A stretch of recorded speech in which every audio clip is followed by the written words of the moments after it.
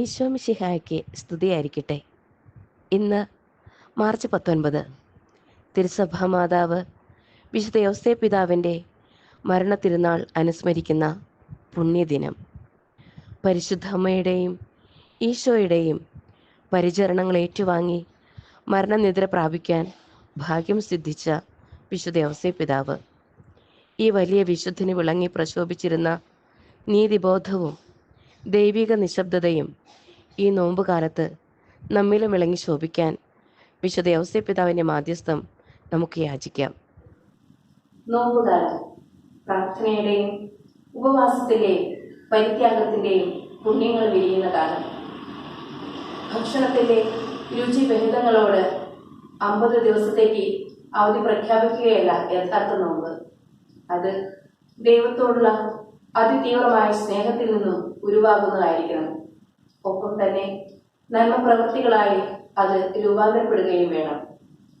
വചനം പറയുന്നു, വിശക്കുന്നവർക്ക് ഉദാരമായ ഭക്ഷണം കൊടുക്കുകയും പീഡിതർക്ക് സംതൃപ്തി നൽകുകയും ചെയ്താൽ നിന്റെ പ്രകാശം അന്ധകാരത്തിൽ ഉദിക്കും, നിന്റെ ഇരുണ്ട വേളകൾ മധ്യാഹ്നം പോലെയാകും. ആത്മാവ് സന്നദ്ധമെങ്കിലും ശരീരം ബലഹീനമാണ്. ശരീരത്തിന്റെ ആസക്തികളെയും തൃഷ്ണകളെയും തൃപ്തിപ്പെടുത്തുവാനുള്ള നെട്ടോട്ടമാണ് പലപ്പോഴും ജീവിതം. അതുകൊണ്ടാണ് ജീവിതം പരാജയങ്ങളുടെ ആകെ തുകയായി മാറുന്നത്. ശരീരത്തിന്റെ ആസക്തികളും തൃഷ്ണകളും ഒരിക്കലും പൂർണ്ണമായ ആനന്ദത്തിൽ നമ്മെ എത്തിക്കുന്നില്ല.